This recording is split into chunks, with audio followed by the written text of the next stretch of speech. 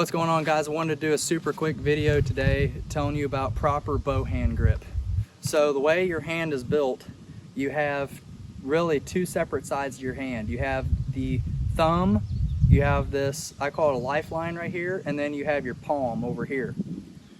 If you get your hand into the bow grip in a way that allows you to have the most bone-to-bone contact, that's going to be the most stable.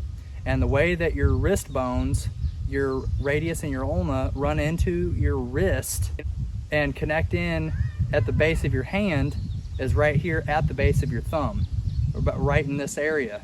And that's the strongest point. You can't hold the bow, you know, like this.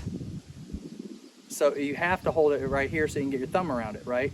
So the place that's going to have the best bone-to-bone contact is going to be right in this pad right down here at the base of your thumb.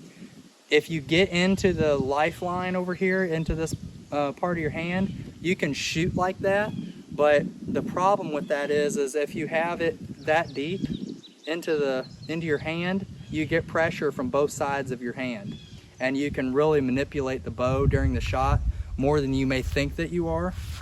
So if you rather get that grip onto the base of that thumb and get your knuckles over here at about 45-degree angle or so and roll that hand up, that right there creates the most natural, stable shooting position with bone-to-bone contact that's going to transfer that force and that holding strength all the way up through your arm into your shoulders.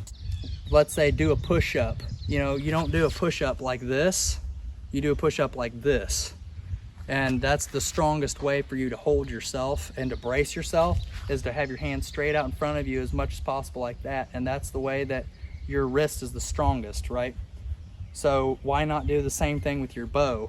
Roll that hand out, so then by the time you cant over, your wrist is pretty flat. The bow hand has a lot more to do with the shot than some people think. If you're inconsistent in the way that you are directly engaging with that bow by grabbing onto it, you really have the ability to affect your shots quite a bit, because whenever you go to break that shot, if you're torquing the bow a certain way, it's going to affect the flight of your arrow. There was a time where I was seeing a lot of really bad left impacts because of the way that I was gripping the bow and causing it to kick the arrow over as it was passing through the shelf and giving me a lot of left impacts. All of that can be simply because of a bad grip. You also don't want to grip the bow tight. You want to contain it. You don't want to shoot it and it fall out of your hand. But as I draw my bow back, my fingertips I don't even necessarily touch my fingertips. I just kind of have them loosely sitting here like so, and that's how I do my shot, like that.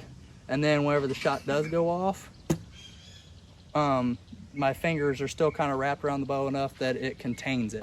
If you grip it too hard, what you're going to do is you're going to be putting a lot of tension on that bow, and you're going to be shaking the bow too as you're holding back. Whatever little bit of shaking you're doing, you're going to be shaking the bow that much worse.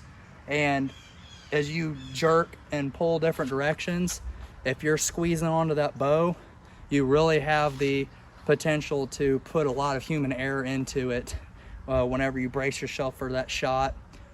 So the best thing that you can do is just to put just enough grip on it to where you're able to control it. That's why you see a lot of competition shooters like Barebow and Olympic Recurve.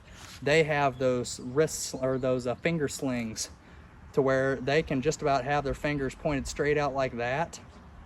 And when they shoot, that sling is what's holding the bow onto their hand, because that bow jumps forward and they're not having to wrap their fingers around it almost at all. As little contact as you can put onto this bow, the least amount of human error you're going to be able to put into it by contorting that grip, because that direct contact point to that bow through your bow hand, again, has the potential to do a lot of harm on your shot, as well as it can do good if you are doing it correctly. So that's all I got for you guys today. Thanks for checking out the channel and watching this video. Be sure to like and subscribe. Hit that bell icon so you stay notified. Till next time, stay safe and shoot straight.